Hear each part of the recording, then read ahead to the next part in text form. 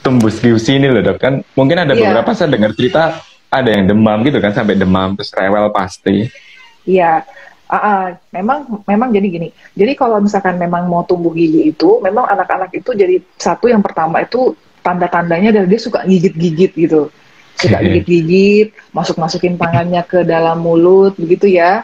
Nah, masuk-masukin tangan ke dalam mulut inilah yang sebenarnya membuat itu jadi ada infeksi sebenarnya. Jadi sebenarnya kayak gini, pernah itu ada pertanyaan, anak saya demam apa karena mau tumbuh gigi ya?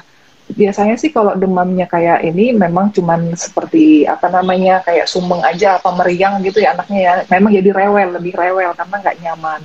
Tapi kalau demamnya di atas 38 derajat Celcius itu yang sebenarnya perlu diwaspadai juga apakah ada infeksi ada kemungkinan dari infeksi yang lain sebenarnya bukan dari tumbuh gigi karena pada saat tumbuh gigi itu anak pasti nggak nyaman tangan anak ini kan kotor masuk-masuk ke dalam mulutnya. Nah, Menurut.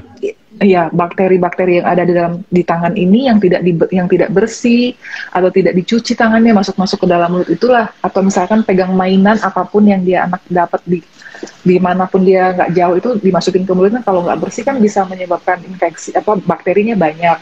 Nah, Mhm. bakteri-bakteri itu yang biasanya menyebabkan lebih ke apa namanya kayak rasanya nggak enak atau nyaman. Tapi kalau misalkan demamnya di atas 38 dan anaknya berhari-hari misalkan lebih dari 3 hari, nah itu yang perlu dikonsultasi ke dokter spesialis anaknya karena takutnya bukan dari giginya Oke, penyebab oke. demamnya itu sumbernya dari yang lain misalnya Mhm. misalkan dia ada infeksi di badan yang lain gitu sebenarnya kalau lebih dari Ber- 38 Berarti cukup riskan ya pas posisi tumbuh gigi itu dok ya, karena lumayan.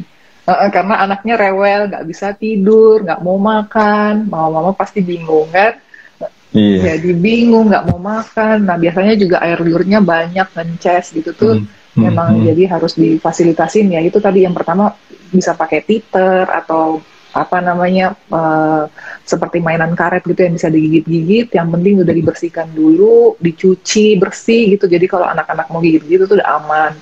Terus yang kedua sering-sering ngelap tangan anak atau dicuci tangannya atau nggak pakai tisu basah yang ini supaya tangan itu yang sering masuk ke dalam mulut tidak membuat itu jadi kayak infeksi lain gitu ya. Terus pakai buah potong juga bisa atau Oke. makanan-makanan finger food gitu ya atau yang dingin-dingin gitu. Kalau boleh dingin boleh dikasih makanan buah potong yang dingin yang udah didinginkan gitu juga bisa kayak gitu. Oke. Oke.